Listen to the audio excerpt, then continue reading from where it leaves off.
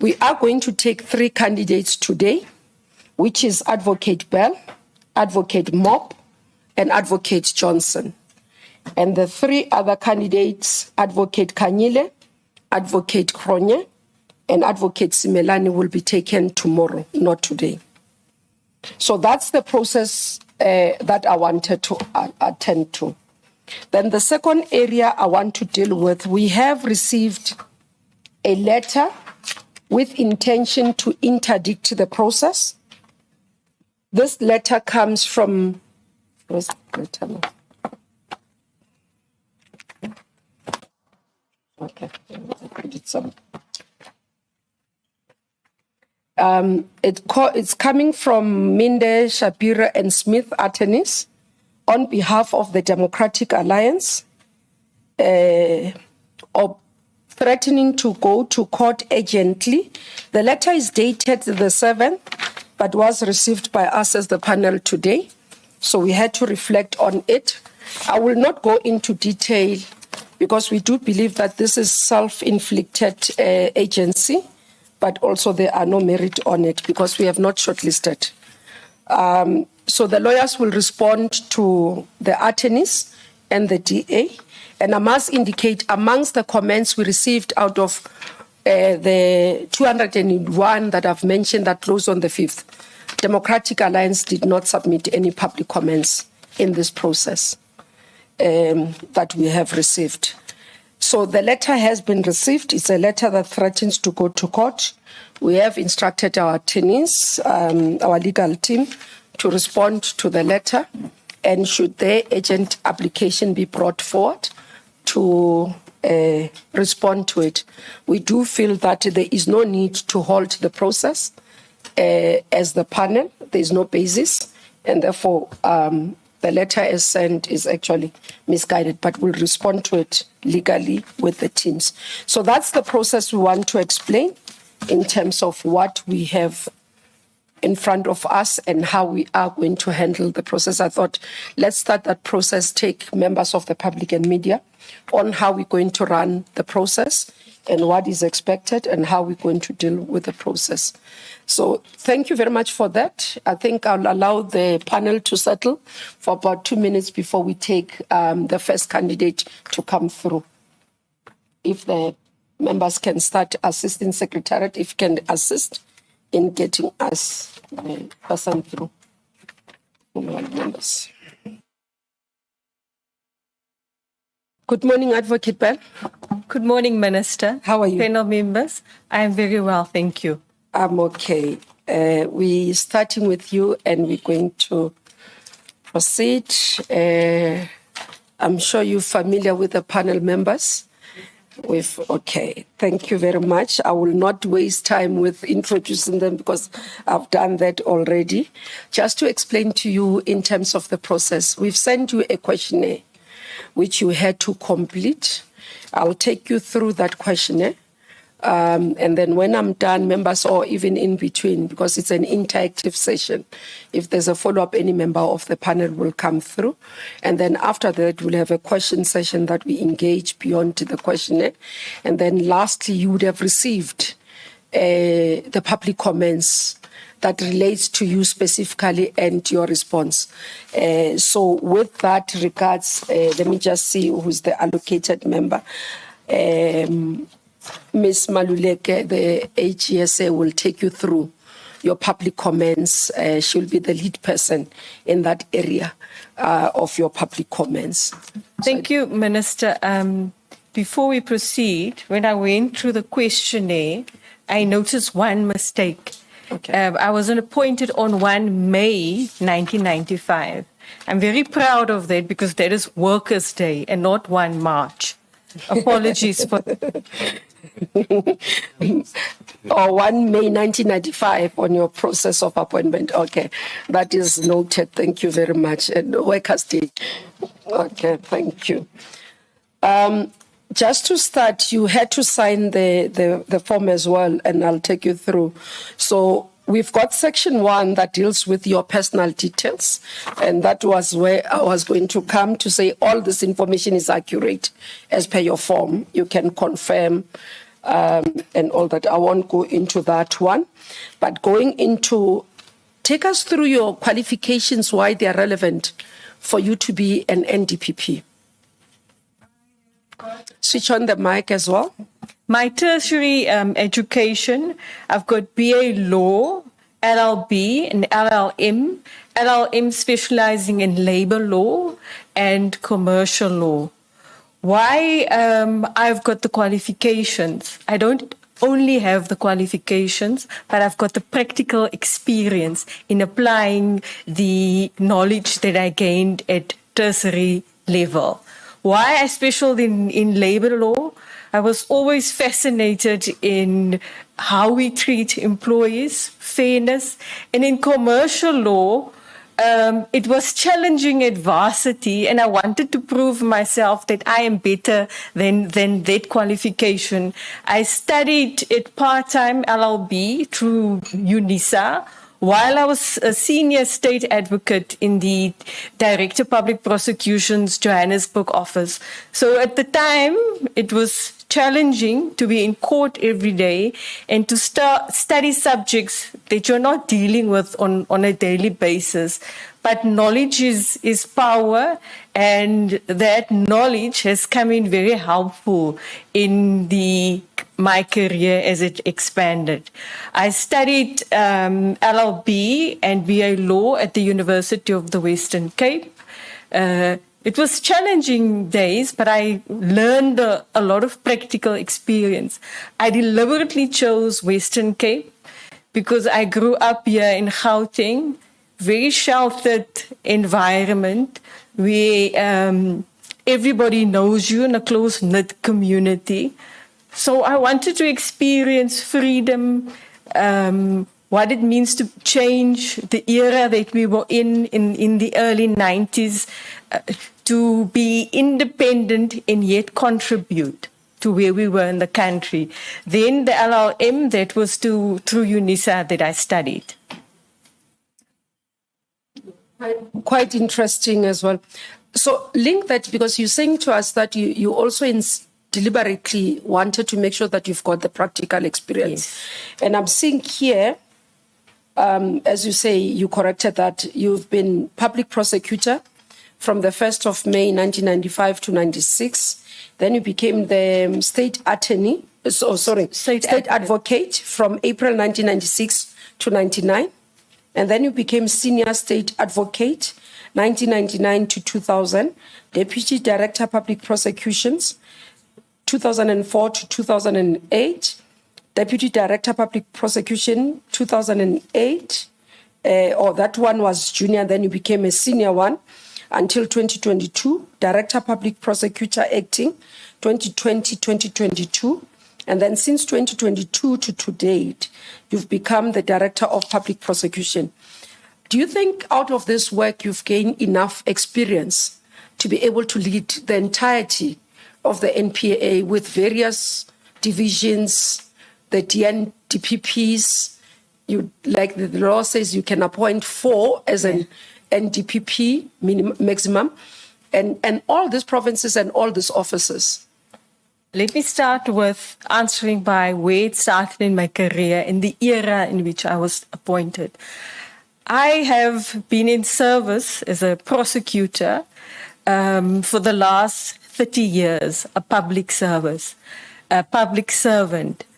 I have seen and served through the NPA through all its many seasons of transition. When I joined the NPA, it was still the Attorney General's office. Soon thereafter, in 1998, the National Prosecuting Authority was established. Transition, great excitement. We were placed in positions as a female of color. I was fast-tracked, but I had to show that I can do the work, that I've earned my seat at the table, that I can prosecute, In those days, it was difficult. I think some of us have forgotten, if you're new, if you're a female in the institution, many of the judiciary and council had not seen women of of color, being in the High Court, prosecuting. So you had to earn your stripes. You didn't even have to work hard. You had to work extra hard to prove that you're up to the task. As I was sitting outside, I was thinking, I always find myself when I move into a new position in this era of transition. And what I can say about myself and the NPA as well, we are resilient. Despite the obstacles that there is, we ensure that justice is done every day. But by looking at me, when I took the position of the director in the Western Cape, many of the senior management had retired, the support that the office had relied on for a long time. So there was an opportunity for me for growth, recruitment, recruiting people of potential, developing them, and also keeping the staff morale high. I've worked through instances where we couldn't recruit in the NPA for years. But what did we do? We used it as an opportunity. People were placed in acting positions where we could mentor them. So if the opportunities opened up, they were ready.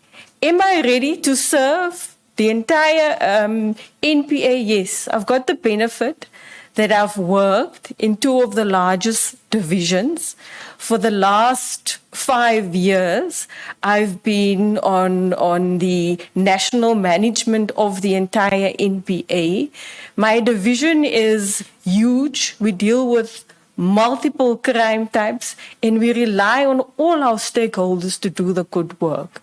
Crime is high in the Western Cape, but we haven't given up hope. We're innovative every day as to how we tackle crime and instill confidence in the public. So yes, I am ready to serve. Will there be challenges? Definitely. Will I be able to overcome it? Yes, Minister, with the help of good partners and a good support team. Thank you very much. I think the other areas will be explored as we go in. I'm just getting so that the panel and all of us get to know you. Now, going into the area of your court experience, I noted that one of the issues that we were looking at do appear, and I know that DPPs don't have to appear in court. It's optional. Is there a particular reason you just decided not to appear?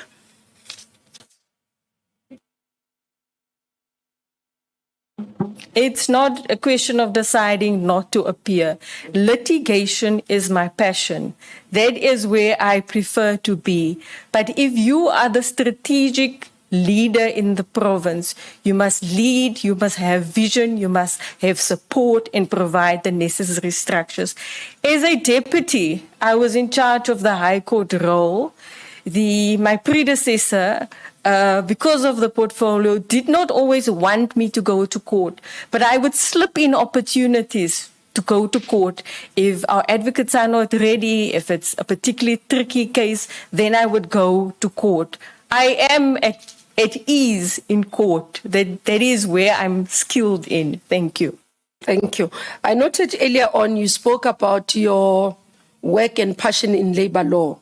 But the questionnaire as well asked you about other areas of law that you actually would say. For example, quite a lot of work as well would go into criminal law, constitutional law. Maybe take us through. You've highlighted even administrative law. Just leave it open. Yes.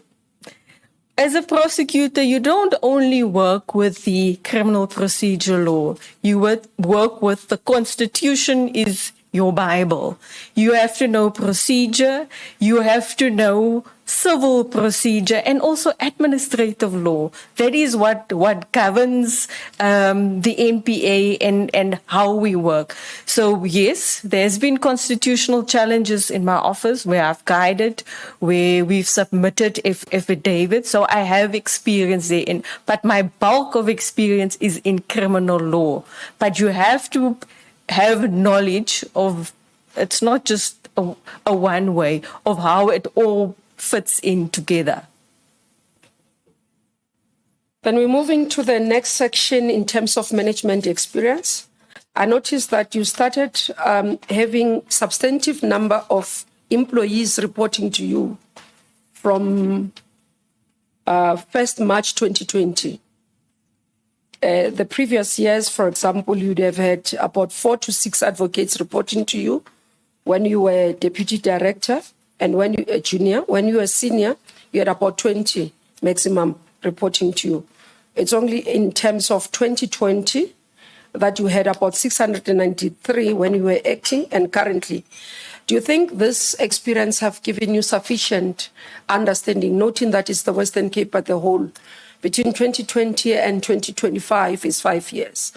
You've built enough experience. Maybe just take us through. Maybe I can give context to why I've given those numbers.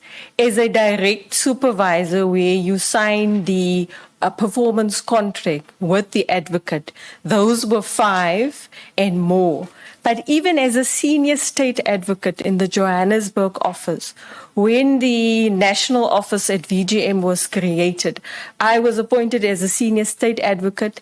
I had to take charge of the appeal role. There, many of the advocates report to you, where you guide them, where you enroll the matter. So you're not their direct supervisor, but you are in charge of that.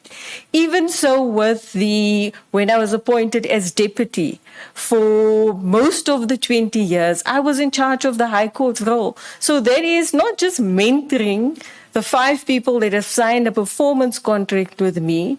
It is training all the advocates in the division on a daily basis. Prosecutors would call you for guidance where you need to give assistance as the deputy director.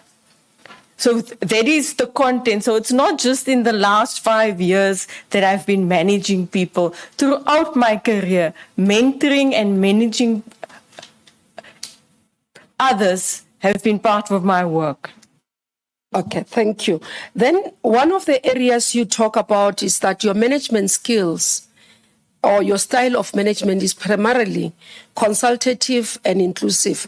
And other people can argue that that type of sometimes that consultative can be something that you end up with a person who's indecisive because they're consulting forever. I'm not going to switch off again. Sit on my hands. It is important to hear all the voices in the room, even the dissenting ones, for people to feel accountable and part of the decision maker. But as the leader, the final decision, the accountability lies with me. So it's inclusive, but I make the decisions in the difficult moments. It rests on me to make those decisions. But you have to have your team on board. You have to listen to them. You have to listen to all the views. The Jocelyn Smith matter was one case in particular where it had huge reputational damage, where not everybody was convinced in my office that we had a reasonable case. Some were concerned about malicious prosecution, and they had valid arguments for it. And then there was voices that said it's community interest, it's not malicious prosecution. So I had to sit, listen to all the views, and then make the final decision. So that is what I mean by being inclusive. But the decision has to be made, and it has to be made swiftly, and you must be accountable for the decision made. Maybe let's venture into that. I see as part of your leadership and organizational development, you are reflecting that a good leadership means being mindful, ethical, decisive, transparent, and accountable of your own decision. What does that mean as an NDPP? When a person is an NDPP, what would that transparency mean? What would be that accountability? Because the public currently cries for accountability and transparency in what is happening. Regular accountability and transparency is being able to give explanations for your decisions, entrust the public to know what the process is, but also protecting the integrity of the investigation as well. public relies on information. We're living in a advanced digital era where information spreads very quickly. So you need to be on the pulse of what is happening. You need to be to explain. Not everybody knows how the law processes work. That needs to be explained. You need to be accountable for it. And some of the decisions are going to be difficult. It's going to be unpopular. But you have to explain it, and your guidance should be the rule of law, adhering to the values that are enshrined in the Constitution. And do you think that an NDPP should appear before Parliament, which is politicians, to account for the decisions that they have made in prosecution? Parliament represents the people. We represent the people. We need to explain, to be accountable for the work that we do, the decisions that we are making, and the trust that has been given to us. Absolutely. Thank you. And other members will come to some of the issues later. Let's go to the ethics area and integrity. Just to confirm, the questionnaire asked you if you've ever been suspended in your position or other previous one. Have you gone through disciplinary process? Currently, NPA, we have the ethics office. Have you been referred to that? Any of those that we need to be aware of? I have not been referred to the ethics Office of Ethics and Accountability, but a complainant has laid a complaint with the LPC, the institution guiding the governance of practitioners. Yes, that complaint was dismissed because it was based on a prosecutorial decision that I have made. I've submitted a letter from the LPC admitting or showing same. Was it dismissed because it was lodged at the wrong place, or there were no merits? There were no merits in it, and it was lodged at the wrong place. I checked our file. The complaint was never further pursued by the complainant. The next area, it's around your contribution. As we know, our country is that we're looking at mostly the contribution of individuals within the society, but also in terms of the pursuit for justice. And I noted that you concluded some of the high-profile, you listed some of the high-profile trials that you've been. Do you want to share one of them that you think is significant for us to note in terms of your contribution to law and access to justice? I believe, Minister, that all the work that I do on a daily basis contributes.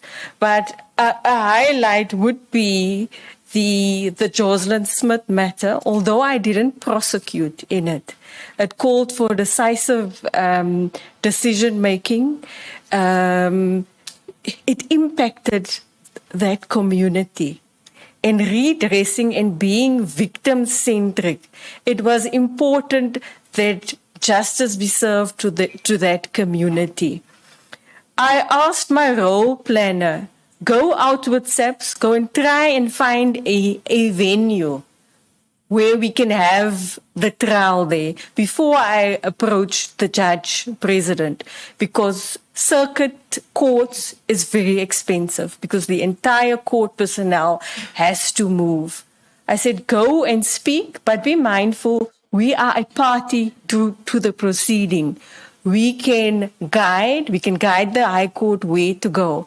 At one stage, the invoice for the center where the trial were to be held was in the name of my deputy. I had to intervene and ask the deputy, remind the city that it's the public that they serve. There should be no account. We're not in charge of it, but speak to the High Court, and we handed it over to the High Court to take the negotiations further. That case demonstrates that if we all work together, collaboration, justice can be victim-centric and it can be swift as well. It was also a groundbreaker because we were testing the law. We were expanding the law.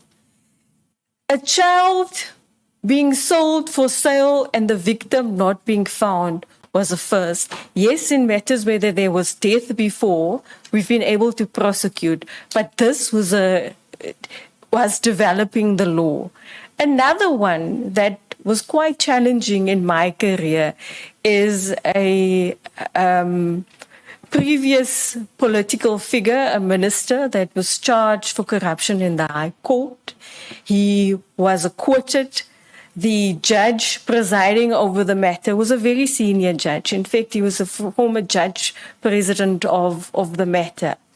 I studied the record and was of the view that all the issues were not ventilated in open court. It is not an easy decision or process to have a decision of the High Court reversed. We were able to do that because the grip of corruption on the country is rife. We need not just to show, but the merits of that case showed that we must act decisively and swiftly against the scourge of corruption in the country. Thank you very much. As I come towards the end of the questionnaire, can I confirm that you do not hold any directorship or interest in business as listed here? Correctly so, Minister. And can I confirm there are no health issues that will impact on your work? No health issues, Minister. That concludes the questionnaire, and I'll move to commencing the second part of the interview. And my first issue there, perhaps just share with us, one of the interesting things I noticed is that in the Western Cape office, there was cross-nomination.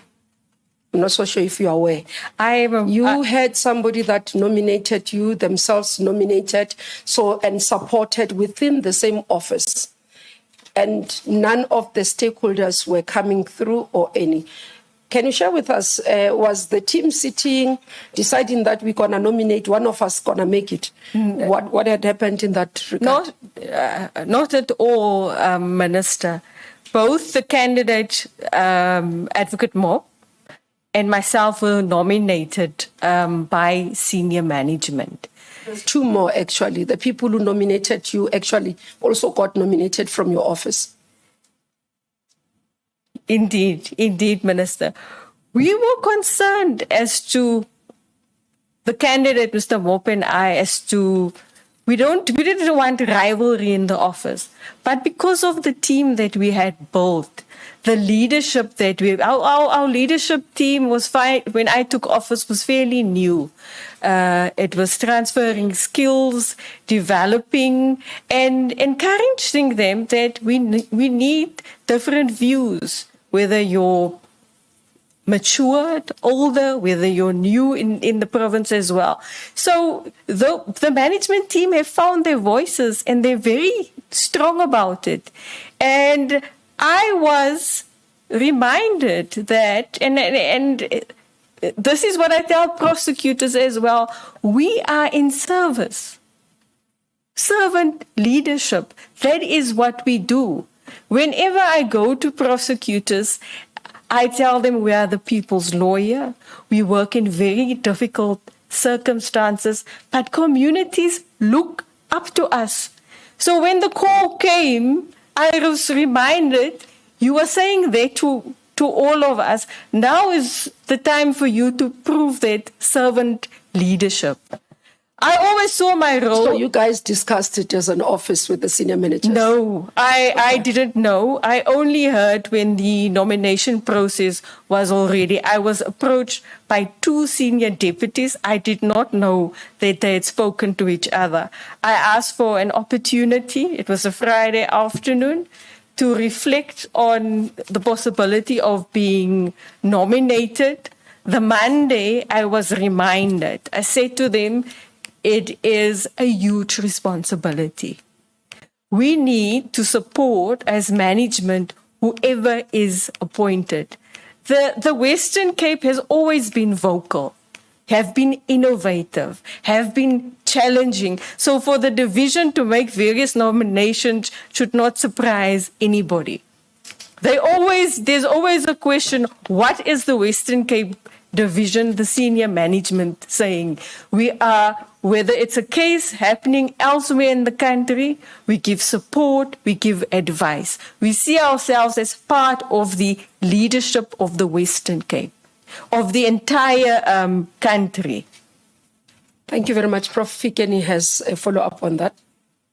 I just want to check, Advocate, if there was no moral discomfort with the discussion of cross nominations within the office. Between the candidates? Yes. Yes, there was, that it would cause division, that others might feel that they are pressurized to make the nomination as well. But the emotional intelligence that both I and the other candidate have reassured us that for us, I was concerned about the office, what happens after that. But we've put good structures in place, good processes where we hold each other accountable. So yes, I felt a little bit uncomfortable. Two of us are being nominated. It's a huge honor to be called to this interview and to be of service. And we recognize that responsibility. There was also a concern that if you don't put up your hand, who else will be? I was reminded recently in a training session that you are the leader that you're waiting for. So nobody else might answer to the call.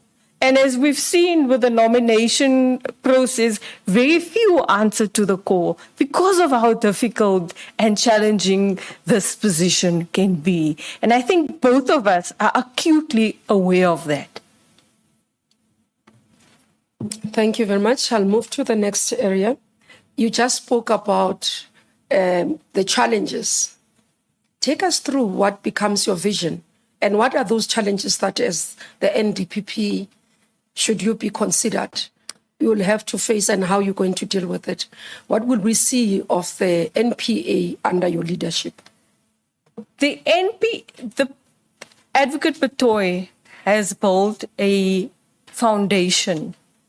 And now it would be my vision, or under my leadership, to accelerate that.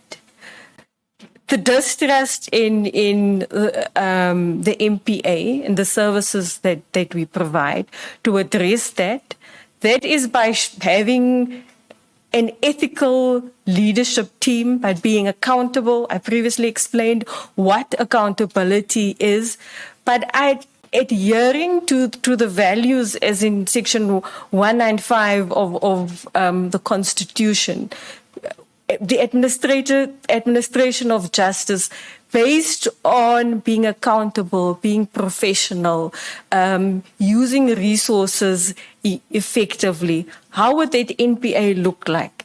That NPA would be principled, would be accountable, would be ethical. Work-wise, how will it look?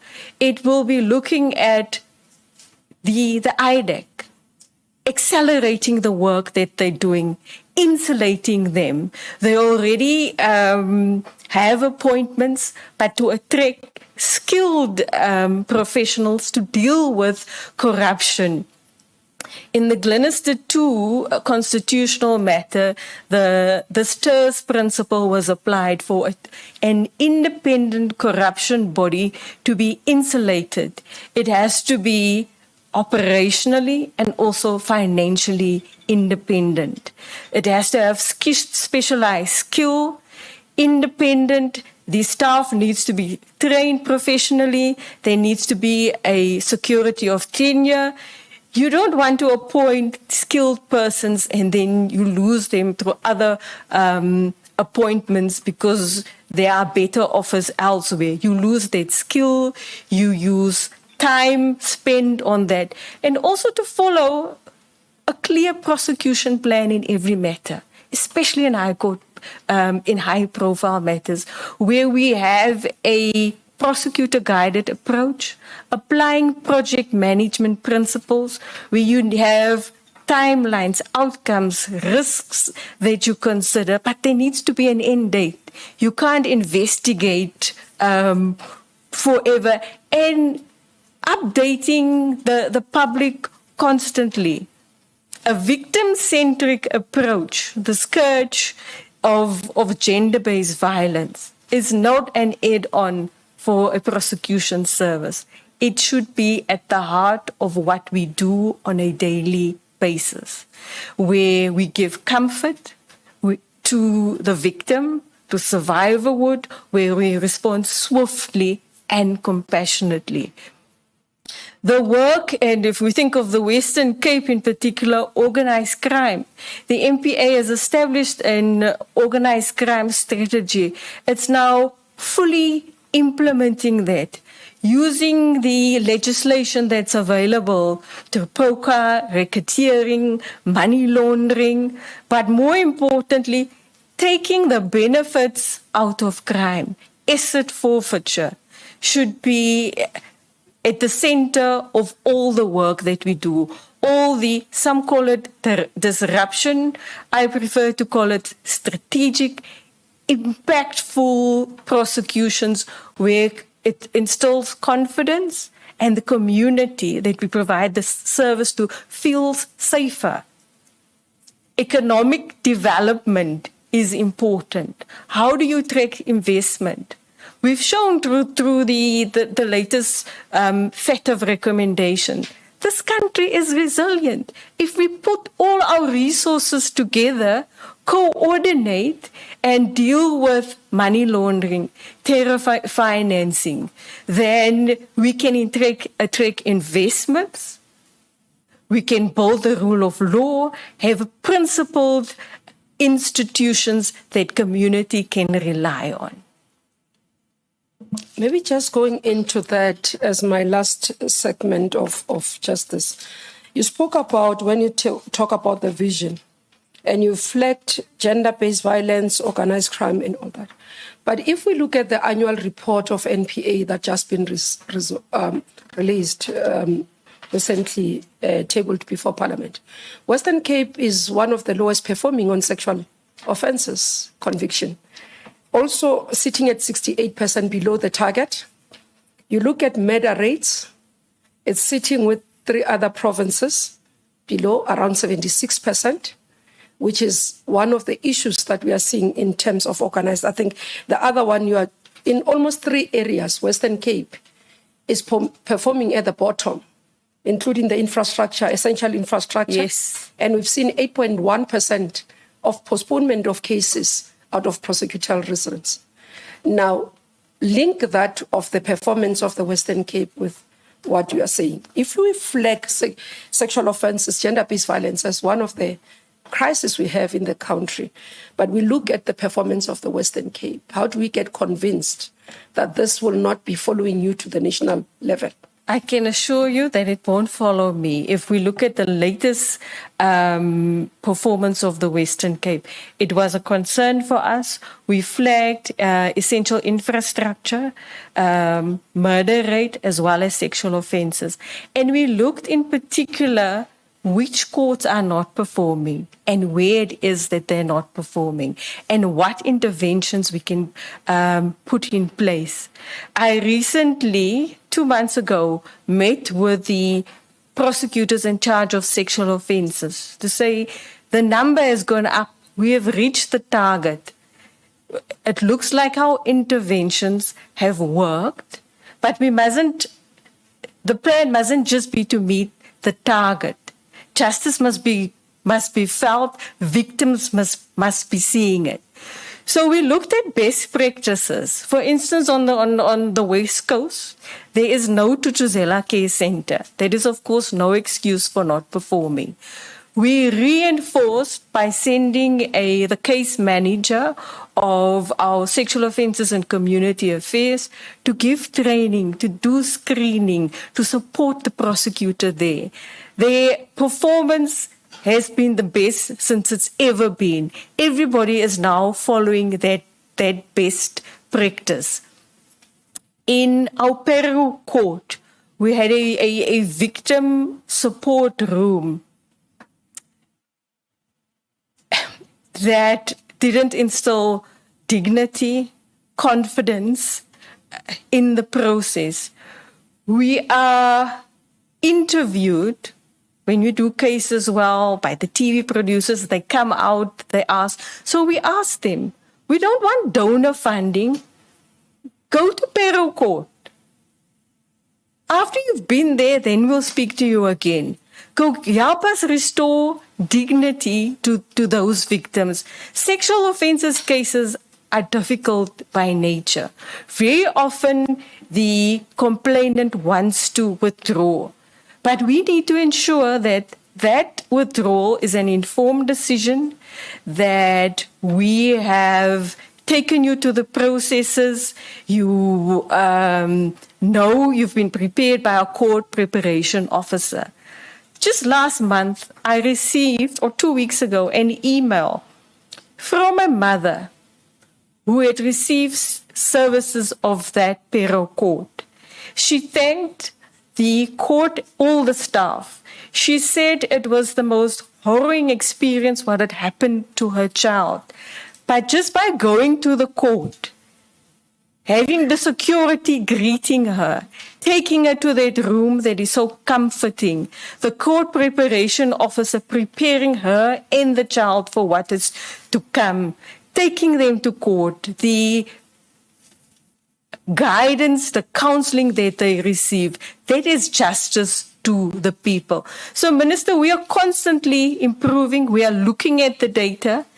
Essential infrastructure, in particular, when we looked, it was our Cape Town court, that area that was not successful. You start with introspection first. Do the prosecutor need training? Are we not presenting the evidence correctly? And we found multiple factors. So we sent one of the deputies out. He's given training to the officials who do the arrest, what must be in the statement. He's also taken the prosecutors to how the evidence must be led. That statistic has also improved. Murder in the Western Cape. Minister, the murder figures in the Western Cape is the highest in the country. It is a concern for myself as well as the provincial commissioner. I have dedicated an advocate, a senior in my office, to screen all murder matters, to see what we can improve and where we can improve it. The community started to complain. Witnesses are scared to testify. They are afraid. There has been several shootings at the court where people have been called, have been killed. That causes so much damage to confidence in the criminal justice system. To convince a witness to come and testify, put your life at risk. Yes, there's witness protection, and witness protection in the NPA does a sterling job. But communities are fearful. They are reluctant to testify. Just last week, for the second time in 2 months, I had to go out to Athlone Court, where I had to speak not just to the prosecutors, but to the staff that services their court, where the prosecutor had moments before the shooting happened, passed the shooter. So our people work under very difficult circumstances. It's no excuse. The following day, they had to be in court. So we have the screening murder project. And when I looked at what drives murders, what is the driver of murders in the Western Cape? It's firearms. It's whether we are addressing a possession of a firearm at the first instance properly so that it doesn't escalate to a racketeering matter. We have made good progress on that. We've got a project on firearms. The stabilization project has been established in the Western Cape to deal with murders, deal with safety at courts, and how we address gang violence. Thank you very much, Advocate Bell. I actually wanted to check your stats over 5 years or since you've been. And if I look at the statistics, just on sexual offenses, there's been a consistent decline. And we are concerned about Let it. me Yes, finish. yes. Yeah, there's been consistent decline. And I'm trying to understand what you gave. I would have ended. You gave as a reason that you are now intervening and the issue of other areas not having Tutuzela centers. At the time you were appointed, sexual offences conviction rate in the Western Cape was at 80.4%. It has been dropping until we reach at 68%. Now, with this drop, these interventions over years, have you been able to do them, or it's only after the last financial report, the last annual report that you started intervening? No, that will be my last one, I promise. No, Minister, I have monthly meetings with senior management where we look at the stats, where we interrogate it, where we ask what can we do to improve, why are victims withdrawing matters. So it wasn't just a quick fix to get this. Bell, these ones are the ones that have gone to court. So it's conviction rate. It's not withdrawals. These are conviction rates. Yes, Minister, I hear what you say. But for a witness to testify in court, it's difficult to explain to the court, to bare your soul of something intimate that has happened to you. We take the witnesses to the process. We've got court preparation officers. We've got dedicated courts that provide these services every day on a daily basis. Okay, I've got follow-ups on the matter. Let's start, Mr. Mavundlela. Thanks. Good morning, Advocate Bell, right? Good morning. Thanks. I am interested in this part in particular because recently there's been a declaration of the GBV as a real problem in South Africa. And then we are sitting with the Western Cape, as the Minister just said, probably on a sliding slope, which I'm sure we all do not want to see. And these stats that we're talking about now, it's only about the Western Cape. Can you at least find an imagination of what it would do to South Africa if that statistic is to somewhat find space into all the other areas in the country? Can you just for a moment reflect on what that would do to our fight about this thing? And also just 1 second, I'm just giving you an opportunity to explain it from where you see it, because from a strategic vision point that you're looking at from an NDPP position, you would have to then worry about this stat all over the country. And it would come in handy for the panel to understand it from your perspective.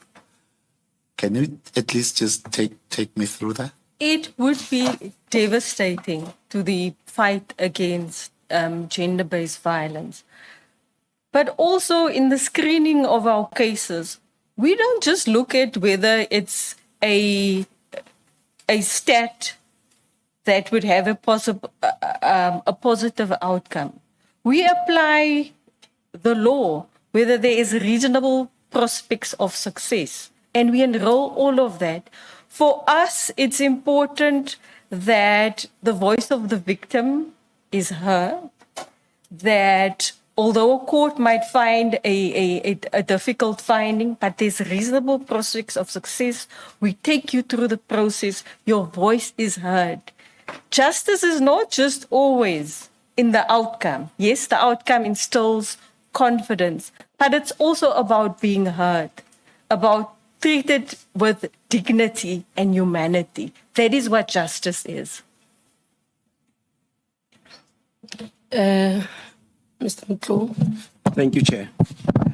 Advocate Bell, out of the concerns that have been raised in as far as the declining statistics is concerned, and taking from your responses, it would appear that there is more of a reaction to the challenge that your division is facing. And if this impression is correct, then it's concerning. Because at the heart of performance management, and for it to be effective, there has to be regular monitoring and evaluation of performance. And I don't see this coming from your responses, particularly taking into account that this challenge has been going on and recurring for quite a long time. And what I get from you is the interventions that were or that have been implemented. And the impression is that these interventions have been put in place recently and as a result of reacting to this challenge. It is, thank you for the question and the opportunity. It is not just recent interventions. The statistics, especially of gender-based violence, is monitored nationally as well. So it is not just like in the last year we've given interventions. We've raised conviction rate at the regional court forum as well. And there a presiding regional court magistrate is chairing a forum just dealing with sexual offenses, the challenges arising. My office sits there and make inputs and interventions as well. So there's been constantly addressing us looking introspectively. Are we not dealing with the matters properly? Is it our case backlogs that take too long? So we've considered all of that in addressing it. And it's not just in the last year. We looked at capacitating those courts where there are sexual offenses, to train prosecutors better, to have experienced prosecutors that can do proper consultation with the witnesses as well. Witnessing? Thank you, Chairperson. Good morning. Good morning. Just follow up on a few questions. The first one is, it's linked to gender-based violence. It's the whole issue about domestic violence. And there was one prosecutor in Wynberg that refused to withdraw cases because it comes... Okay.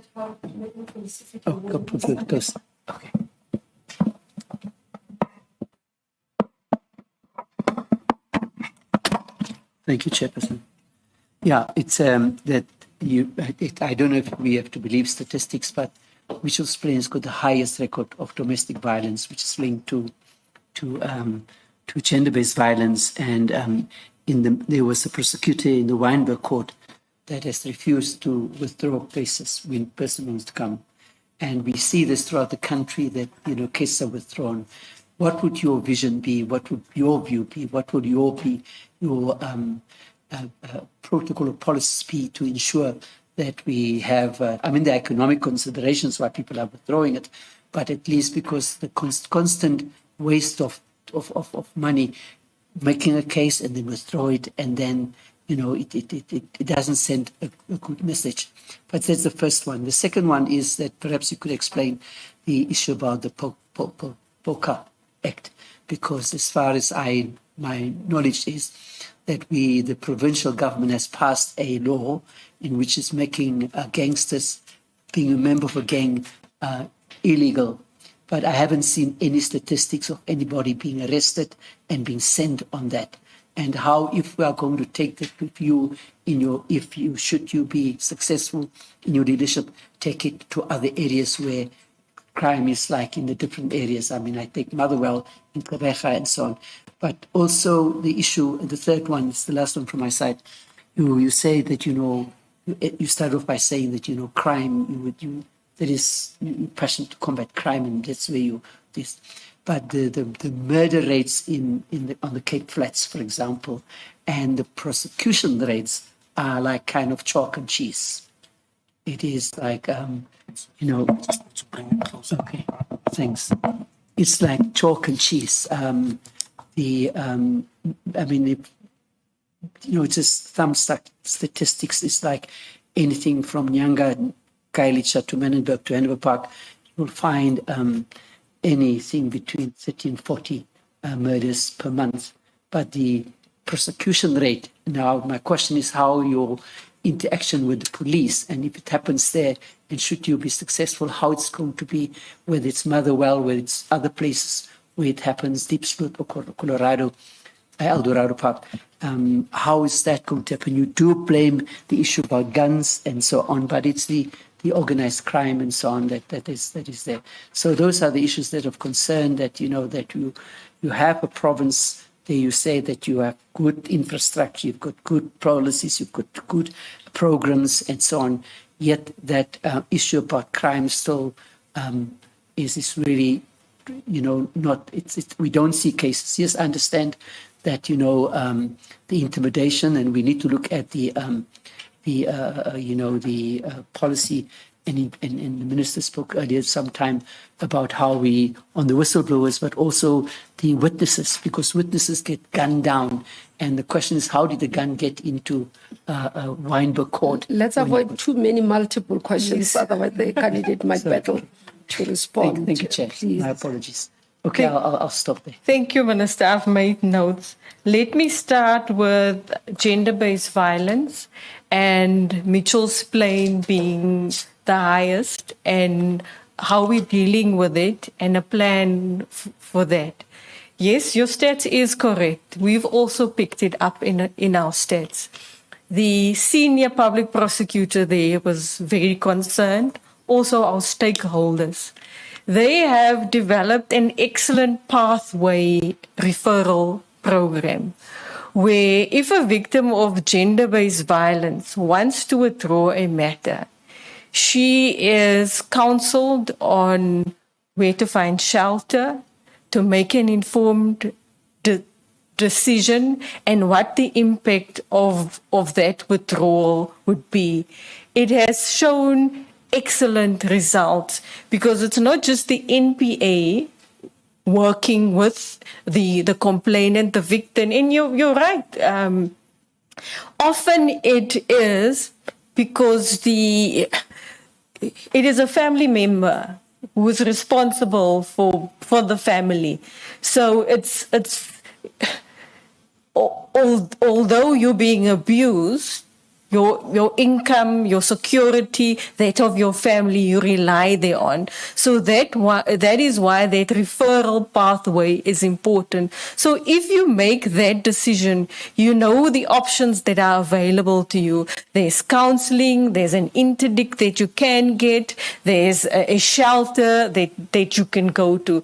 So, and we piloted in Mitchell's Plain. It has shown excellent results, and we are hoping with the work of our stakeholders that we can replicate it throughout the province.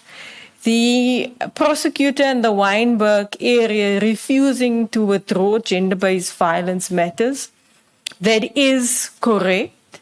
Not all prosecutors can withdraw matters. The senior public prosecutor is in charge with doing that. There are strict MPA guidelines on that, because we've seen today you withdraw on the matter, next week you're a femicide case. We want you to make an informed decision. We want you to be aware that there are services available where you can be safe. Your question on the high, let me start with your POCA being a gang member, and whether it's criminal and whether it can be prosecuted. The Commissioner of Police in all our meetings have asked that we develop the law in this regard, that we put a case forward, and that we also advance for the change of the legislation as to how that is being applied. In the stabilization project, that is one of the issues that the team will be looking at. You're correct, the murder rate is high in the Western Cape. But when we looked at the statistics provided by SEPS, and also from our own experience, there are 10 or 12 police stations that contribute to 72% of crime in the Western Cape. So it's quite, and it would be your crime of murder, robbery, extortion. So if we address those 10 or 12 police stations, we will be addressing 72% of crime in the Western Cape. But that's not something the NPA can do on our own. We can support SAPS in their work that they're doing. They're following intelligence on this, and I can't speak too much about it, but to bring stability to the province, to look at targeted interventions, to instill confidence, because to prosecute and to prosecute successfully, we need evidence. We need witnesses to come forward and to testify. Witnesses are scared. It's in all our reports why we cannot reach the conviction rate. And it happened at times that as soon as a witness has left the court, they're killed outside court. So it's difficult to prosecute those cases. It's heartbreaking for prosecutors as well. But do you force the witness and put their lives at risk, or do you withdraw the matter? And it often happens halfway through. The matter is enrolled. Court preparation officer has prepared the witness. The witness testifies brilliantly. But as soon as cross-examination starts, the witness changes its stance, and there your case goes. So it's of equal concern. But we found that with organized crime in the Western Cape, we have got most of the gang leaders on trial. But yet their reach is still out there. They're still benefiting. And we've cleared the vacuum for others. That's why there's fighting amongst the other, for them to be up-and-coming gang leaders as well. The stabilization plan is designed to address this. Your top high level, your masterminds, and also the runners who are doing the shooting, to address them, to be able to get stability in the province. So it's of great concern to us. I hope I've answered all your questions. Thank you. Thank you very much. The last one is Advocate Mkhadi. Thank you. Minister, there are a few follow-ups, but I'll be to the point. When you started, you said in the early 90s, your experience was that of being, what can I say, parachuted, for the lack of a better word. I know you didn't use that word, to be where you are today, and you have had to work doubly hard. What does it look like? What did you see yourself being parachuted, and in what forms, and how would you use that now if you were to be NDPP in terms of transformation? Let me just give you all of them so that I don't hog the space. And then you also said the leader in the province must have a vision. What is your vision currently as acting leader of the Western Cape? What is your current? Appointed. Apologies for that. As the leader of NPA in the Western Cape, your current vision, if you can break that down for us. And then you said also, you are at ease in court. That's where you're skilled. Now, I want to know how then would you manage a situation that just requires your understanding of what is happening in the courts, but your skills would have to be in strategic leadership, in management, dispute resolution, problem solving, everything else except being in the court, although understanding the court dynamics would help. And then the last part one, you mentioned the Jocelyn Smith case. And just now, you've actually, as you were responding to Mr. Nissen, you actually said that difficulties in terms of how people come forward, they get murdered sometimes after testifying. How then did we end up with a situation that from afar, for us as the public, was so sloppily handled? I'll tell you why I say sloppily handled. There were parties of people going every morning with Jocelyn's mother and others to go and look for Jocelyn. What was the sanctioning around that? Where were the police around that? What was the role of the NPA to manage that process? Where did it end? That kind of situation.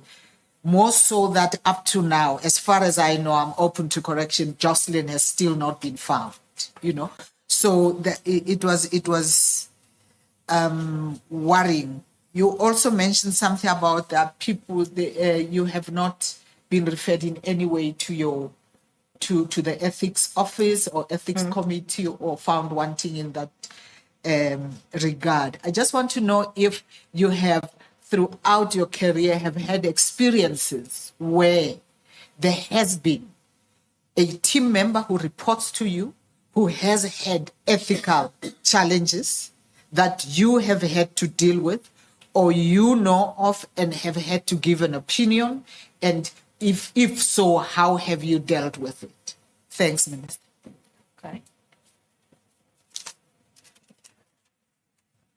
Okay, let's start with also a lot of questions, but with my vision for the Western Cape. My vision at the moment is to stabilize the Western Cape, to instill trust in victims, the public, that courts are safe spaces, that we still, despite the challenges, deliver an excellent service. For me, the biggest challenge is the backlog in cases. And that is also where we lose cases if a matter takes too long to be prosecuted. Memory fades. I have been advocating for a continuous role in the regional court, especially in sexual offences matters, where when the complainant, the victim testifies today, the matter is finalized at the end of the week. That you're not expected in 3 months' time, 4 months' time to be cross-examined on it. That's also where we lose cases, and it's unfair to victims and to family members and even the rights of the accused if matters take so long to be finalized. So reducing those backlogs, and that is also what the judicial officer, the regional court magistrate in charge of sexual offences, is working towards, to reduce that backlog so that witnesses testify, matter finish to end.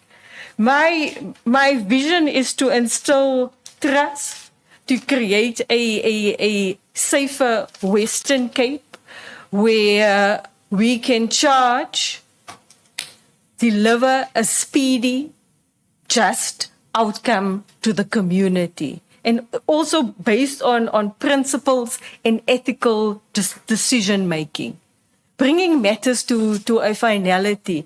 We live in a fast-paced era. People want answers almost immediately. We need to keep up with modern technology.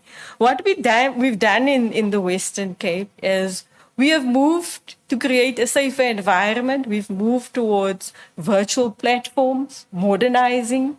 We have, in dealing with our organized crime matters, and especially matters where there are use risk, where we use other accommodation. We've got facilities at the correctional services where trials are being heard. We're also using spaces in the regional court where there's adequate facility to drive those cases, so that to reduce backlog and that those high impact cases are finalized.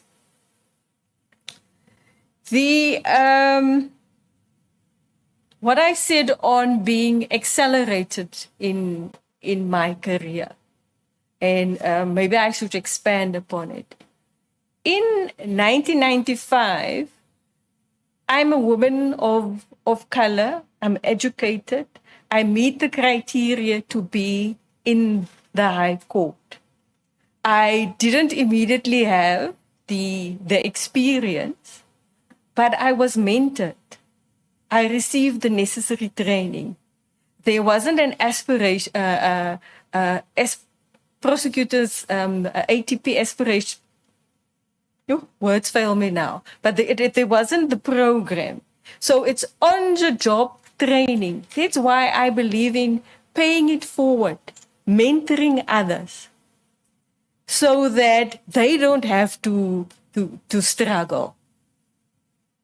So that is what I mean by being acutely aware of being accelerated early. But you also need to prove your skills and work very hard. You can't always rely on being a woman and a woman of color to be appointed. You need to do a good job. And our work is important because it affects the lives of at least two families, that of the accused as that of the victim. I hope I'm answering all the questions. The sloppy, what you refer to as the sloppy handling of the Jocelyn Smith matter, that was a huge concern, both to the prosecution and the investigation, because suddenly everybody had become a detective. And they're interviewing witnesses. It compromises the case. Yes, you want community involvement. It is good that we haven't become jaded, that it's a concern to everybody if a child is missing, but it must be handled responsibly. So I share your concerns, and we did share it, and we, in guiding the investigation, try to shield the integrity of our case and our witnesses as well, to protect the case, the interest of the case. Thank you very much. I think we'll move away from this segment. As I said, I concluded my question with that, unless if there's a follow-up. I didn't answer the ethical, whether I've been confronted. I'm not sure if it's needed. Okay. You wanna go? I have always, throughout my career, my ethical principles is known. Certain things are a no-go for me. But I have been called upon my profession to make difficult decisions and to lead in disciplinary matters where there was corruption by an employee, a co-worker, it's senior management. And it's difficult if that person is well-liked, it's well-respected, but that's part of being ethical, showing that there is a zero tolerance for corruption. So yes, I've had to make those difficult decisions in disciplinary hearings where I led the evidence, and the senior manager on senior management was dismissed. Kenny, I think it might link with this. Well, thank you very much. Again, I think much focus has been on the Western Cape, but the job is on the whole nation. If you say, according to stats and indicators of the performance of your organization, it has taken that long to start seeing results. If you are a successful candidate nationally, what would you do differently to yield results, not over the years, but almost immediately? Because there is an anticipation that the new head of the NPA will start changing things on a more faster pace with greater impact than to say we're still working on the systems. You said that the current leader has laid the foundation. So what would you do differently so that we begin to see dramatic differences, and also understanding that other 8 provinces may have different kinds of patterns and challenges and demographic profiles? Can I just start off by saying there are prosecutors who work hard, committed, daily, and produce excellent results. There are challenging areas, and I think your question speaks to those challenging areas where communities have lost trust in the NPA's ability to deal with it. Ministers already pointed out gender-based violence. The NPA has already embarked on compulsory training for all prosecutors on gender-based violence as well as sexual offences. And as I've said, it has already yielded results in the Western Cape where these statistics have improved, where prosecutors are keenly aware of the victim-centric approach, and that is, as I've said, at the heart that we do. For us to make impact, principled decisions needs to be made.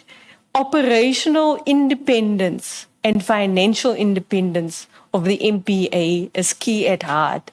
There's been, and we've seen at the commissions, allegations of corruption. So corruption has to be addressed decisively with urgency and with impact. And then the NPA, throughout, we not only have the IDEC, they will deal with the high-profile, highly complex matters. There you would have a dedicated team, skilled, knowledgeable in the law, that has to work. And how I would insulate them is through by protecting them from interference, making sure that there are systems in place, that those systems are monitored, that especially those cases, the prosecution plan, as I've said earlier on, is monitored with clear timelines, the risk assessed to it, the risk to prosecutors, the risk to witnesses, and importantly as well, engaging the judiciary. Because we might be ready with those cases, but we will need courts for those matters to be heard and adjudicated with urgency, as well as getting our stakeholders on board. For corruption, DPSI, Intelligence Center, SIU,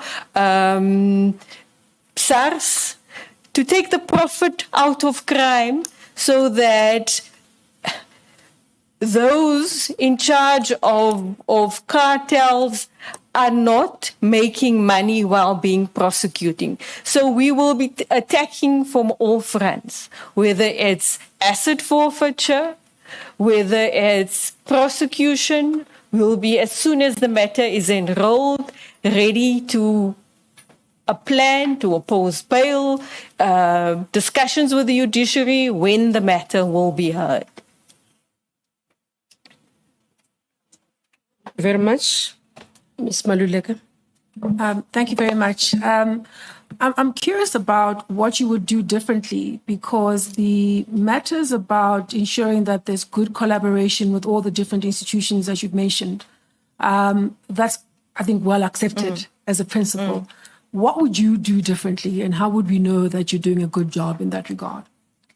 I would, if I were to be appointed, I would get an audit of the cases currently on the roll, manage those cases, have a clear plan, receive regular reports and monitoring upon it. In the Jocelyn Smith case and all our big racketeering cases in the High Court, that is what has worked. That there's a project, there's a team leader, that we get all the stakeholders involved, and there's regular monitoring of the progress that is being done, that the risks identified are being mitigated, so that when confronting with risk, we have a plan how to deal with it. To be always ahead of and anticipate what could be happening. I'm thinking now of the point that I've made of being a strong litigator. That skill is important when doing when being the strategic advisor. You must have vision, and you must be agile and adaptable as well. And you must be able to motivate the team, change management at times as well. And you must be able to pull resources together to be innovative. So this being a good litigator also means that you must be able to be a leader, to be strategic, to motivate and keep the morale high, especially when it's a difficult province like the Western Cape, where your staff don't feel safe in the work environment where they are, but they're still doing the job. Every day they're there. They're showing up. They're doing good work. I'll come back later. Okay. Proceed, Mr. Mdau. Thank you, Chair. I hope I'm not elaborating the point and overflogging the horse, but I think the issue around how would you do things differently, strategically, to change the situation around, expecting that paradigm shift. But what I get from you is what is currently in place. Your specialization units, you've got specialized commercial crime unit that deals with commercial crimes. You've got sexual offences courts or unit that deals with those types of crimes. But what I would want to hear from you is a strategic vision and a strategic shift from what we have, because what we have appears to be inadequate in dealing with these mammoth issues and tasks at hand. What would you come up? What type of strategy would you implement over and above what is currently in place? I hear and I understand your difficulty with my explanation. One of the priorities of government in the medium-term development plan is building an ethical and capable state. That is, having institutions that we can trust, that are accountable, modernizing as well.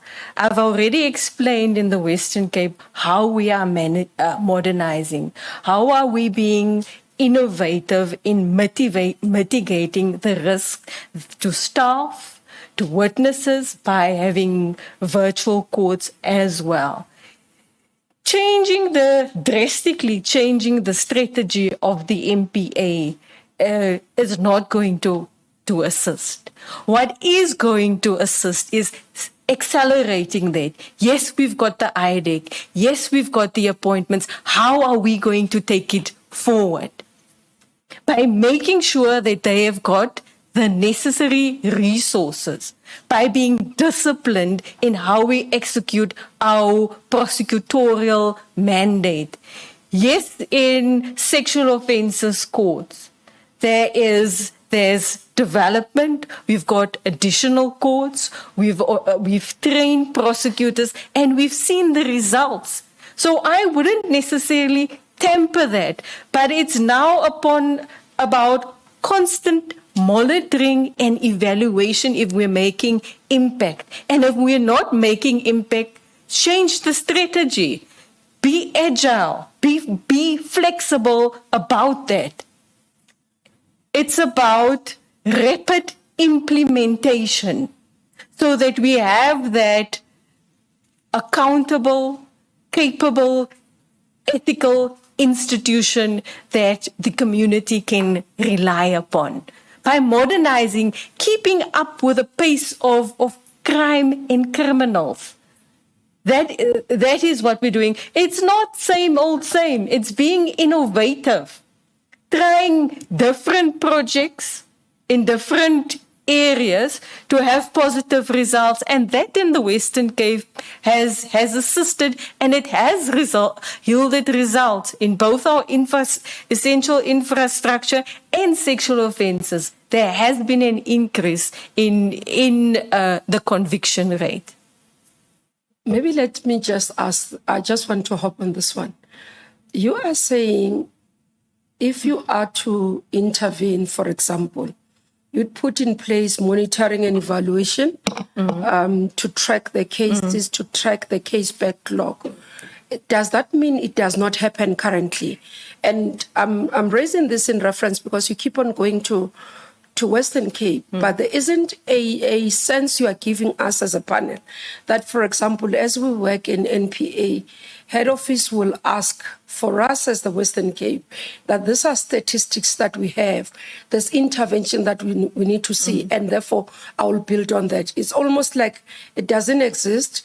I'm going to have to put in place, but if it does exist, why is not yielding the results? And what is different? I think the panel is trying to understand, Advocate Bell, what is different? Because the issue, as I stated, the statistics, and I can go to the statistics of national in terms of either the convictions and all that, because that is produced for the last 5 years. One can do average, and that's the public outcry that we need to see improvements, not only in IDEC, in all other areas that we need to see improvement. Where's coming to complex crime, that has to do with cybercrime and all those things, that now we've got to train and bring the NPO of the future and the prosecutors that are trained in AI.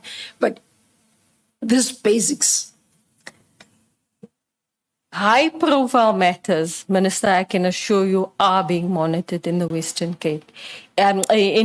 Nationally, each province has to give only high-profile cases. And in the province, cases are monitored. There's outcomes. That's why we've got backlog cases at the regional court forum meetings, at the judge president. We have to account for our statistics and why it's not yielding results, whether it's infrastructure at some courts that's causing a delay. Do we move some of those cases? Yes, it is being monitored. And that's why I'm speaking about being EC and PEC are in the provincial level. In REC, but it all fits in nationally as well. I'm not sure if Minister is following me.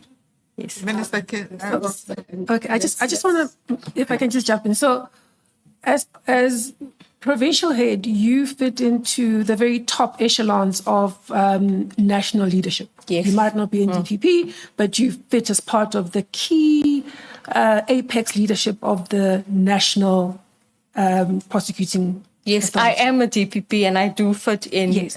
Yes. Could you maybe talk us through some of your own contributions at the national level, and where they may have been implemented and how they then become a feature in places other than the Western Cape? Perhaps an example? When I was in charge of the High Court role, we piloted pre-trial conferences. We piloted it first in the High Court, then in the regional court, and it was with a success. It was also replicated there.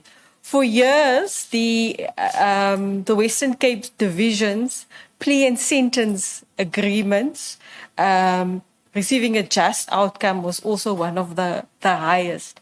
Because of when I was still a deputy, the challenges that we have with sexual offences and making sure victims' voices are heard.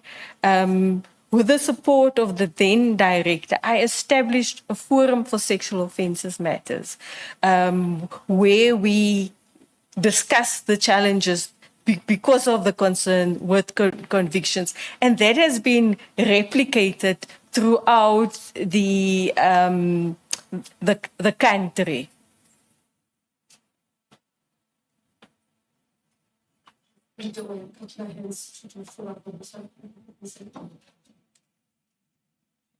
Thank you, Chairperson. It's the question about, nationally. Yeah. And one of the things of the NDPP is its independence. And you have stated your leadership skills and so on. And that you were a leader with regard to the staff, inclusive but also decisive.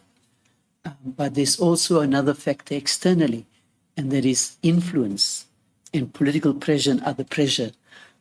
In terms of, do you have not a plan, but do you have a resolve as to how, when it comes to you, that you will maintain your ethical behavior and so on, so not give into that kind of and protect the sacrosanct nature of the NDPP? As NDPP, as public servant, my allegiance is to the Constitution and the rule of law. I account only to Parliament, who serves the people of the country, who represents the people of the country, nobody else. I have been at times questioned in where I felt my independence was a bit questioned. And maybe I can expand on this a little bit. The Constitution and also the NPA Act makes it clear that the NPA decides on prosecution and the forum of prosecution. After COVID, the backlog in the High Court was exceptionally high. Because during COVID, and we could foresee this in our forecasting, we were only dealing with single accused matters. We had multiple accused matters on the trial. There was a new management in the jurisdiction of the judiciary. My advocates were questioned in open court as to why this matter is on the High Court roll. It affected, of course, confidence in the NPA in the area as well. Do we not believe in the victim's case? Have we not made a good decision? I addressed this with the judiciary. My concerns at the time were not well received, but I felt that my discretion and my constitutional mandate was being questioned, and it would have serious consequences. Section 179 of the Constitution and the NPA Act is clear. I had to convince the staff that we are in discussions with the judiciary and we are addressing it. The judiciary had valid concerns. Theirs is to effectively serve justice, ours as well. So we had robust discussions. For several months, we were almost at loggerheads, and that doesn't instill confidence in the justice system. But we were able, through working through the stats, to breach that impasse. But I made it clear that certain questioning is not open for the discussion. Prosecuting is the mandate of the NPA. I'm pleased to say we're working very well with the judiciary in how cases are management. They are responsible for case flow that my office respects, and I am also respected for the decisions I made and at what forum to bring those cases. Because we view the High Court as a court of high impact cases. Bringing those Section 9 being a gang member, to expand the law on that, to expand the law on a child being sold. And if a child murder in the Western Cape or sexual offenses is what is impacting the safety of the community, it's at that forum that it must be held. Thank you.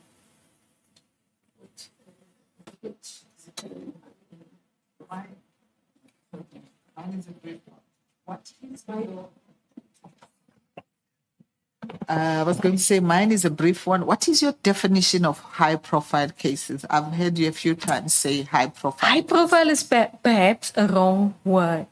It is at the heart of what impacts the community.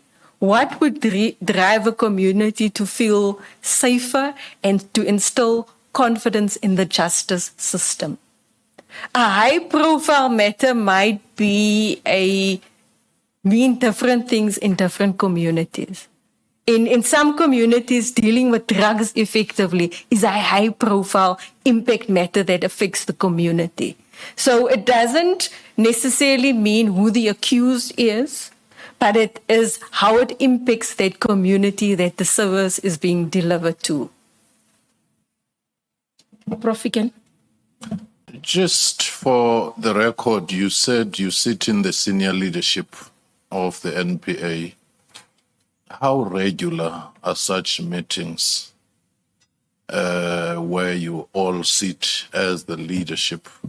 Do you hold them regularly so that you find expression and bring in your vision? If you can just take us through whether that has been functioning normally, regularly, at all times. Since my appointment as acting DPP and DPP, and even when I know there has been at times monthly national operations meetings, but when the strategy is settled and we know what the work needs to be done, those meetings are held monthly. The meeting with the entire NPA, with all the divisions, where it's not just NPS, National Prosecuting Services, that is held once a quarterly, where those issues are discussed. And if there's an urgent need for an issue to be addressed or finalized, a meeting will be called with the senior management to address that issue. For instance, when just before the strategy on dealing with organized crime were to be adopted, not all DPPs felt comfortable with the strategy and they wanted it to be more ventilated. So a special meeting was called to address the concerns that the DPPs had on that as well. So meetings are held regularly, yes.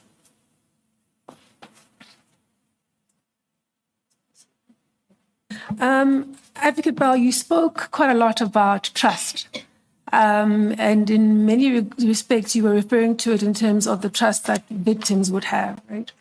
But if you kind of zoom out a little bit and consider your own perceptions about the current levels of public trust in the NPA, what are those perceptions? It is concerningly low if you read what is there. And perhaps it's also because of the past, the NPA didn't communicate fully the excellent work that we're doing. I've picked that up in my interactions with community. We invite students to do job shadowing at my office, where I regularly interact with them. And often, early in discussion, I would ask, come and work for the NPA. We do this, we do that. And they're like, why would we be doing that. But once you unpack the services that we provide, the skills there are in the NPA, what an honor it is to serve, and what a noble profession it is, and the good work that we do.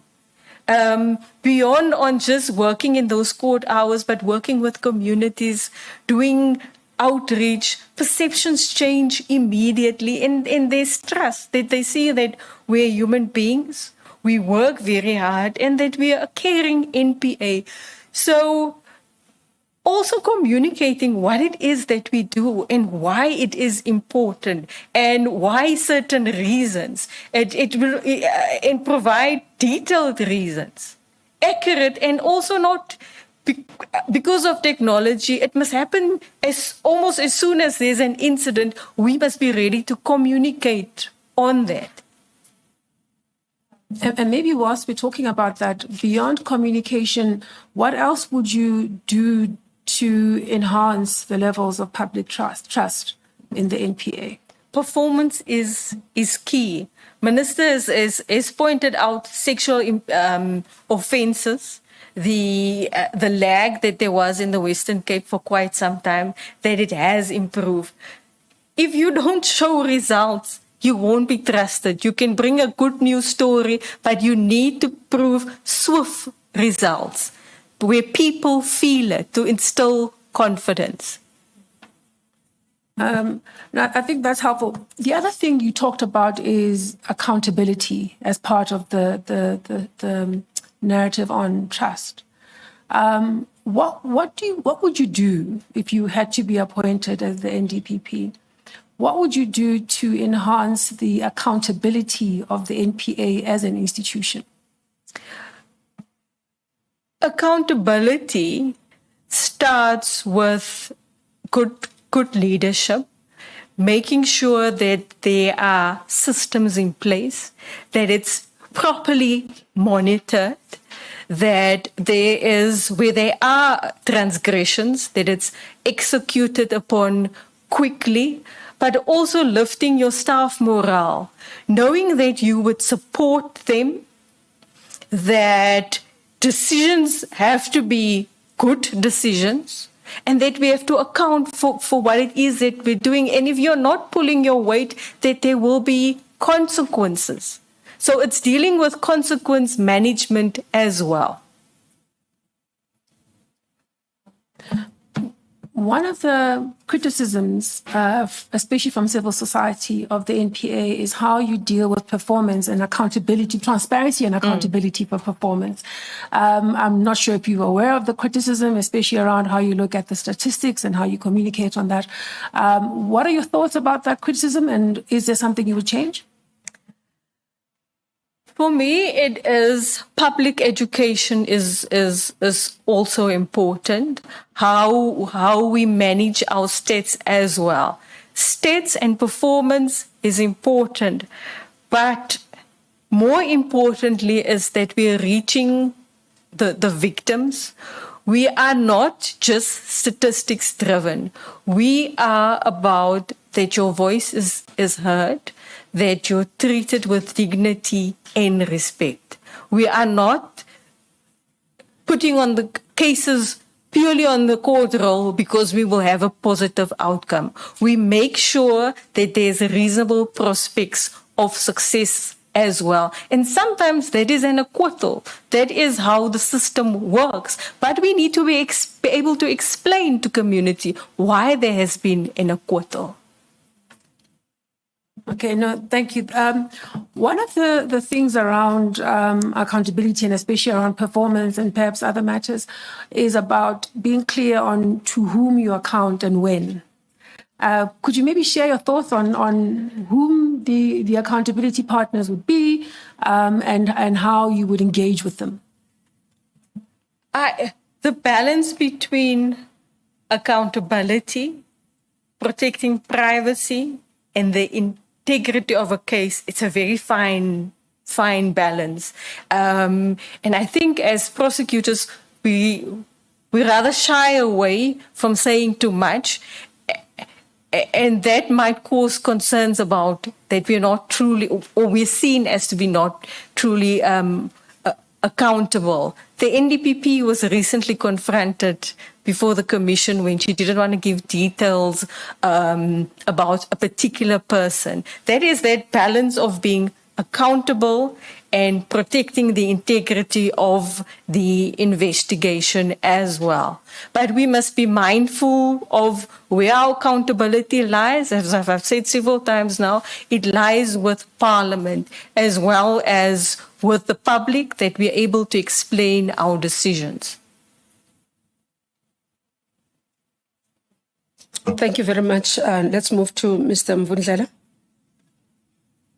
Thanks, Minister. I think to a large extent I'm covered. I wanted to just understand from you, Advocate Bell, that currently there's been an outcry, and I would call it an outcry in South Africa, that we have seen commissions comes and goes and all those, and people have been wondering to what extent is the NPA actually then taking these matters forward, and we have not seen, at least to a greater degree, perhaps the NPA from the head office point, and that's where you aspire to go. I believe that's why you're sitting here with us. So, how do you see yourself improving that environment, if at all? Perhaps it may have been discussed among senior management, as you have answered my colleague, the AG.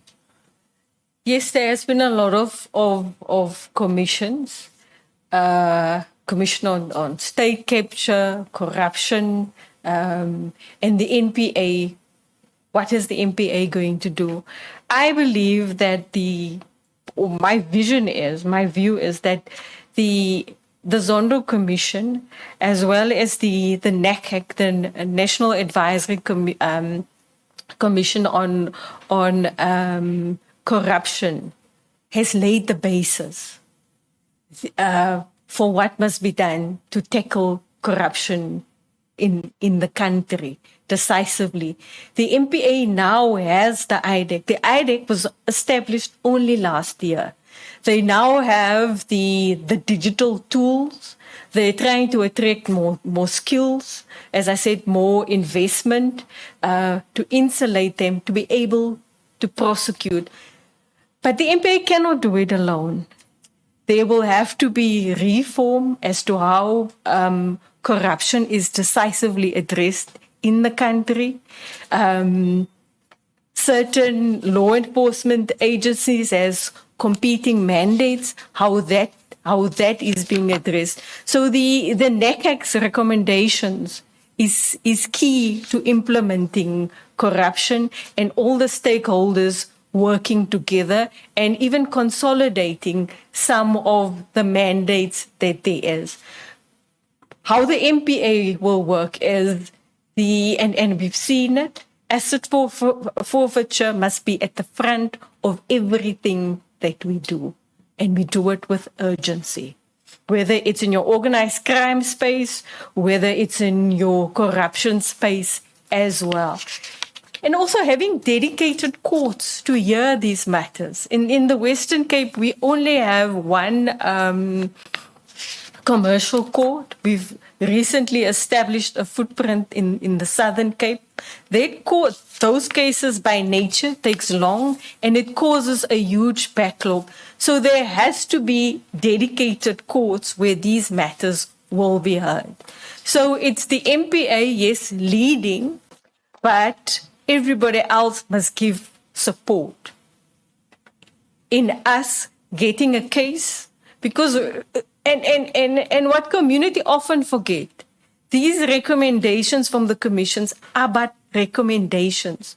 It has to be investigated. It has to be credible, admissible evidence before court, before we can take it to court. And the pockets of these suspects are usually deep.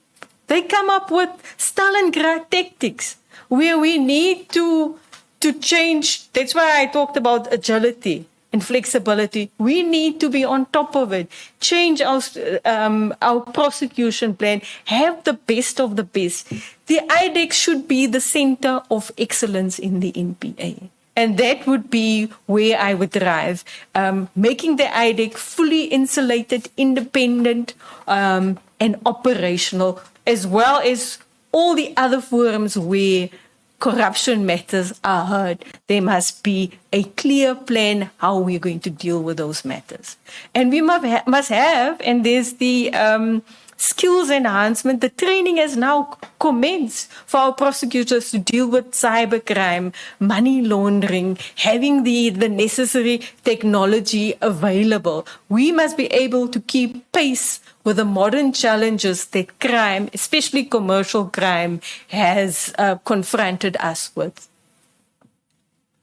Thanks. Given the big institution the NPA is, you now sit at the top and you have all this hierarchical flow of the institution itself. You are currently the head in the Western Cape. There is the head in Limpopo, Mpumalanga, and all over the places.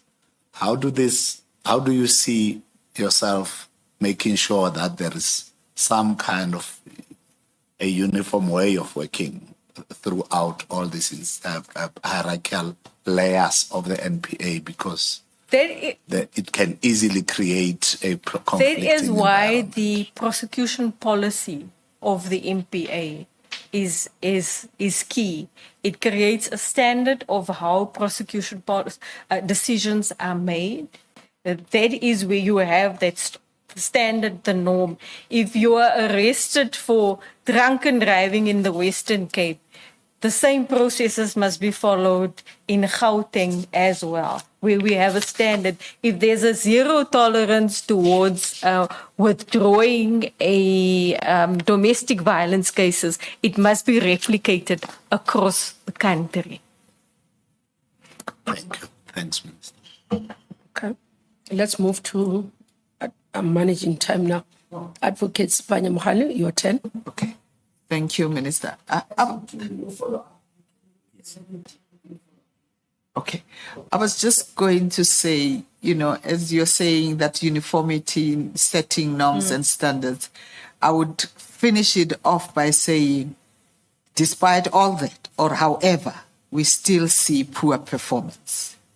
What would you do if you were to come in to deal with those? With the challenges around poor performance? I would look at specifically where those poor performances are. Whether it's at a certain office, like we did with essential infrastructure. Why is that court not performing, but Weinberg is carrying the province in reaching it? What is happening there is, and we always start with ourselves. Is it the service that we deliver? Do we need to speak to SEPs and the other law enforcement agencies and have a clear plan there? It's about prioritizing the priority, having focused, dedicated areas. We can't prioritize everything. And that's why the prosecution priority strategy of the MPA is important. In the Western Cape, murders are rife. We're struggling with sexual offences. Firearms is a problem. In Gauteng, mining, zamazamas, that is a problem. That is how you address it. And that is how you're being responsive to the crime in the area so that that community that we serve there feels safer. Advocate Nisan, do you still have questions from your side? Thank you. Mr. Mutlo. Thank you, Chair. Advocate Bell, now in response to challenges that you are facing in your division, there is a specialized court that you established in Khayelitsha. Did you establish? The priority court? Yes. It worked wonders, but it had certain challenges. That court is no longer operational. The priority court initially started off as a drug court. The scourge of drugs was very high. Then it evolved to a court dealing with organized crime matters in the regional court. It was the same magistrate dealing with the same criminals. I am advocating, and I'm so glad you're asking that. So I'm hoping that my counterparts in the province will hear that we can replicate that in the bigger centers. I've spoken about the 12 stations that serves those courts, that we have a priority court at each of those centers to deal with the priorities of the community of that court services. But you're saying there were challenges that led to that court. The challenges is that the same presiding officer, if I appeared in front of him today, I'm arrested for drugs. I appear before him because it's a gang case. Tomorrow I'm arrested again. I appear again before you. So it's best to replicate it so that he doesn't know all the criminals in the organized crime area. And it's unrealistic to expect one court just to be dealing with all the organized crime in that division. We needed to spread that, and it's also there were safety concerns attached to that. But it yielded excellent results. But those concerns and challenges that you faced, didn't you foresee those challenges before you established that court? It evolved. As I said, it started off as a drug court. It did brilliantly, and slowly it morphed into an organized crime, a court that basically just dealt with organized crime matters. I've had discussions with the regional court president to try and see, and she has made suggestions where we've placed cases elsewhere to try and address that. And when she looked at the establishment, she was fairly new in the province, that court wasn't an established court on the establishment of the division. It was a gentleman's handshake, and it worked well for everybody. But that is why it's important that systems not be dependent on who the leaders are at the current time, but that there are clear protocols in place for good practices like that to sustain. Prof. Fiken. Thank you very much. You took us through your almost 3 decades of career in the public service and also within the NPA. How would you characterize the institutional culture over that period of the organization itself? It is with all the changes that have been taking place. There was the era of the dawn of democracy. And maybe and it's not just because I was young and hopeful, but we were all excited and proud to be prosecutors. And we still are. I'm wearing my badge proudly. So on the lower levels of prosecution, nothing has changed. Yes, the morale is low. There's concerns about safety. And I might be, let me not say it, about salary, it has improved. So that morale is good. But as you move up higher, and we've seen at the previous interviews, there were concerns about the independency of the MP8. But there is a culture of working hard, of being committed. And I really want to pay homage to those prosecutors that work hard on a daily basis in very difficult circumstances. And that is where the face of justice is. It's not at national office. It's when you go into any magistrate's court, the prosecutors that serves you there, whether you receive justice. So there's a culture of working hard and dedication.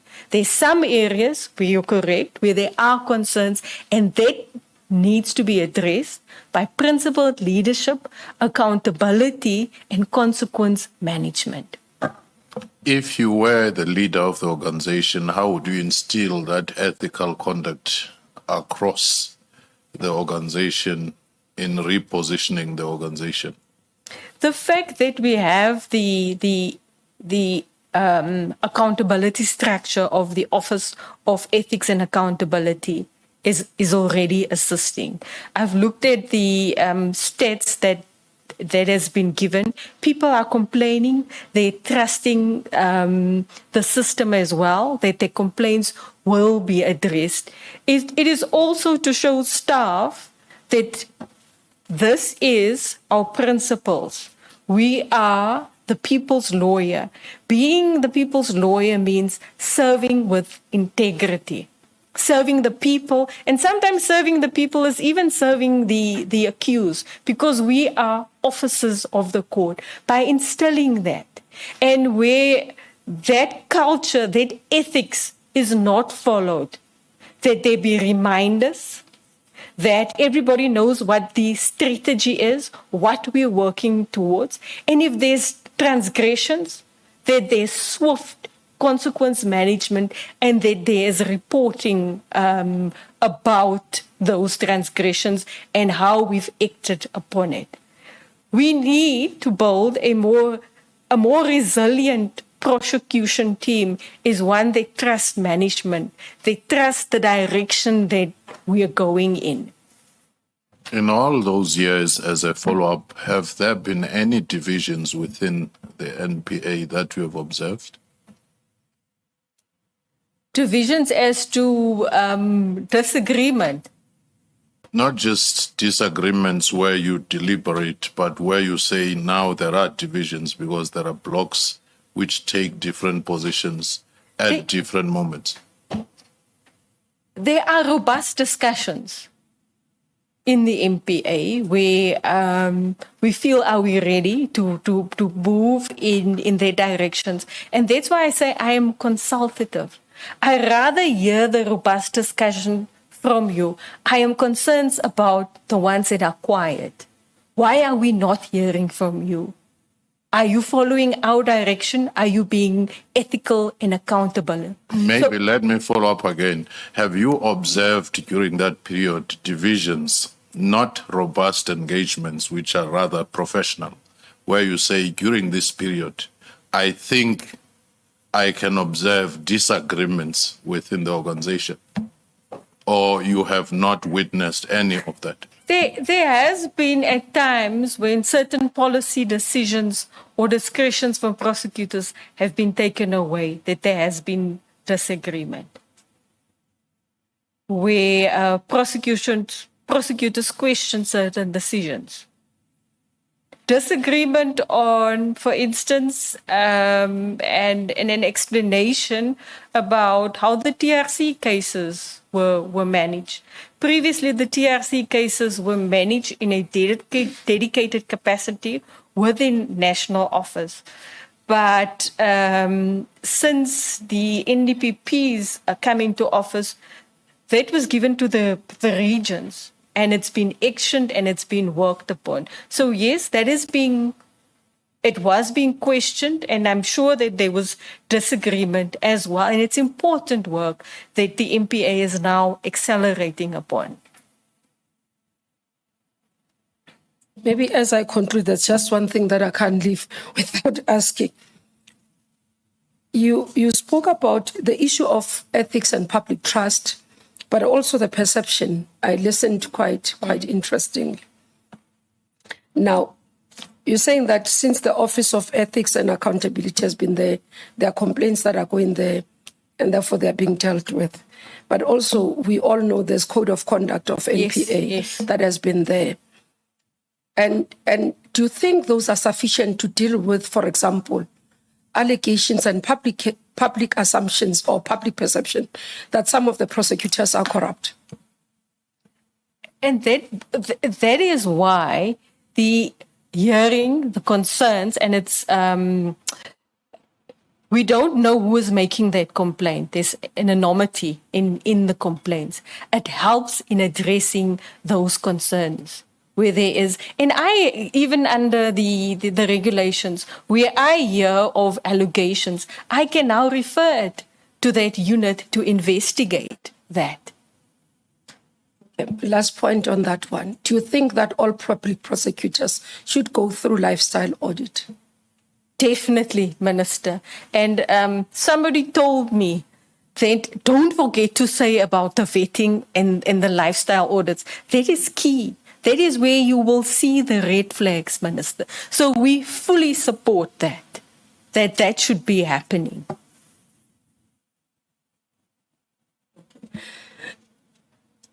Let me hand over to Ms. Maluleka to take us through your public comments. It's your last segment. Thank you. Of your questions. I can see you are relieved.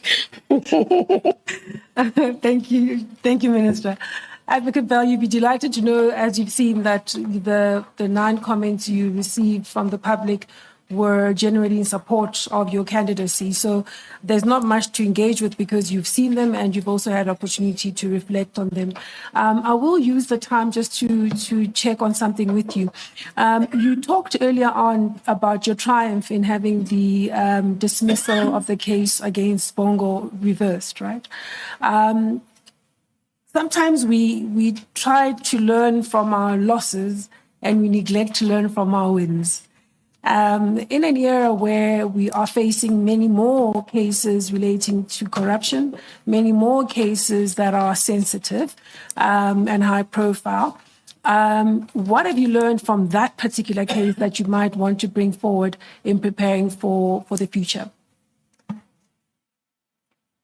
What I've learned from that case is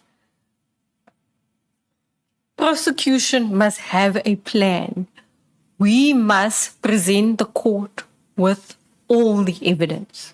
So if we, and the courts must know, the educators, that we will challenge the outcomes if we are not happy.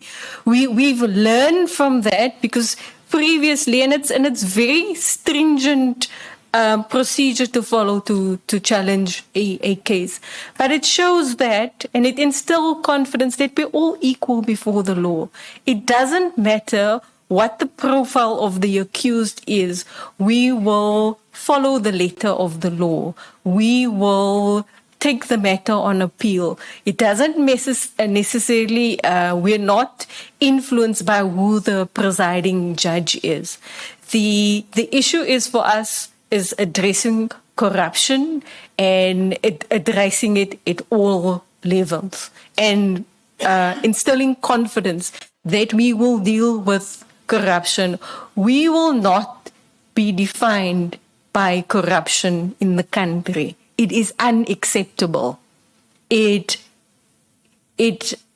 influences negatively the growth and the potential of our country, and it steals others of opportunities, especially the youth in our country with a high unemployment rate.